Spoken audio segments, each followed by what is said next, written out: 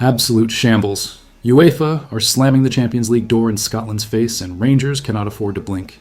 Tochi Chukwuani is calling for standards and steel as the title chase heads to Livingston. No passengers allowed. And Jack Butland's contract is suddenly front page ammunition again, wage talk and exit noise. Hit subscribe and get us to 1,000. It costs you nothing. And it tells YouTube to push Rangers old school to more Rangers fans who are sick of the noise and want the truth. Do it now. Scottish football has just been dragged backwards again, and it is not an accident. Because after another grim European campaign, Scotland is set to lose a Champions League place next season. That is the reality, and the suits will shrug while the supporters pay the price. Right now, the league winner gets shoved straight towards the playoffs, and second place at least gets a crack at qualifying. From next season, that cushion is expected to be gone. Second place gets dumped into the Conference League qualifiers instead. Not the Champions League, not even the Europa League route, the Conference League. A downgrade, plain and simple. And it gets worse. Even the champions are expected to start earlier in qualifying, round 2, instead of being fast-tracked to the playoff stage. You win your first tie, and at least you lock in Europa League football, but make no mistake, it is a longer road with more banana skins, more games, more risk, more room for Uefa to trip you up when they feel like it. Meanwhile, the knock-on effects down the table are brutal. Fourth place is likely to lose Europe altogether. Third gets shoved into Conference League qualifying too. The Scottish Cup winner gets a slightly kinder draw with an earlier Europa League entry.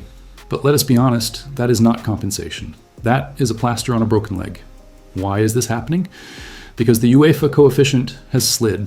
Scotland has dropped outside the top 15, and only the top 15 get 2 Champions League slots.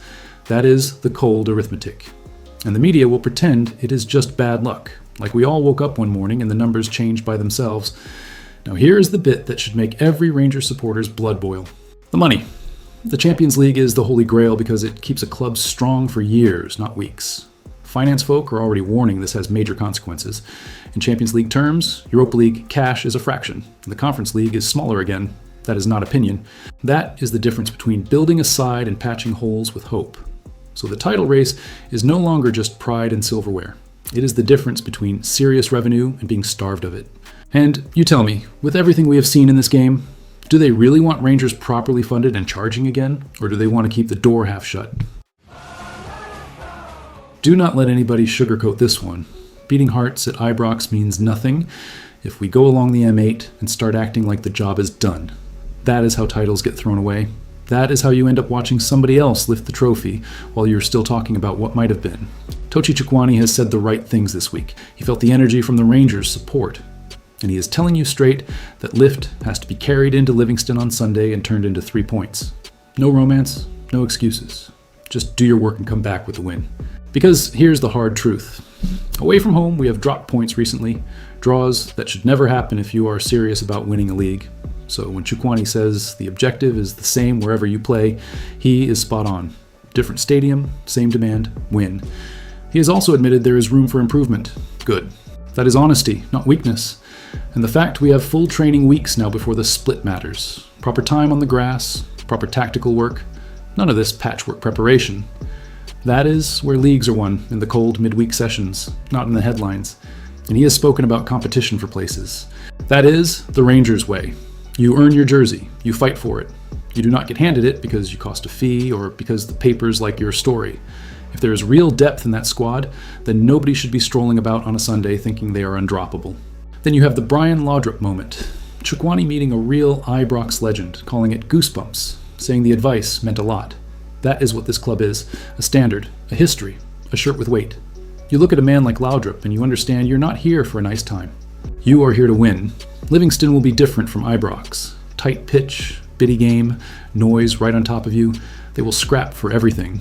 Their manager is already talking Rangers up, saying Danny Roll has changed us and evolved us. Fine. Compliments do not win points, so here's the only question that matters. Are we going to turn that Hearts performance into a habit, or was it just a lovely afternoon before the usual slip-up? So now we are meant to believe Jack Butland is only worth $1.3 million because a website says so.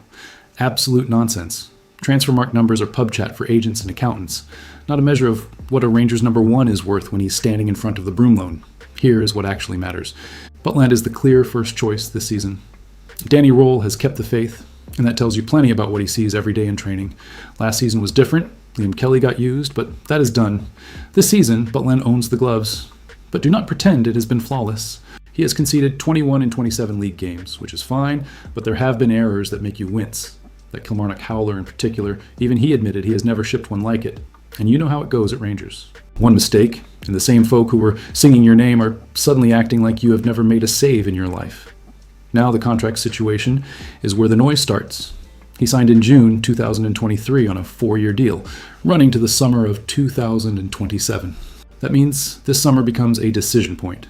If the club do not extend him, you are walking into the last stretch where you either cash in or you accept the risk of him running it down. And the press love that word, speculation. They will talk it up like it is inevitable, like he is already packing boxes. They will throw out wage numbers, talk about 1 million fees, and try to make Rangers look like a selling club again. So what is the real choice? Back him, sharpen him up, let the manager decide if he is the man for the title run in next season. Or sell, take whatever fee is actually on the table, and gamble on finding a new number one who can handle Ibrox, the pressure, and the constant hysteria. Because this is not about 1.3 million, this is about standards. Is Butland the keeper who wins you trophies, or is he just another name the board will quietly move on while the support is told to accept it? You remember what Rangers used to feel like. Power, standards, fear in the air.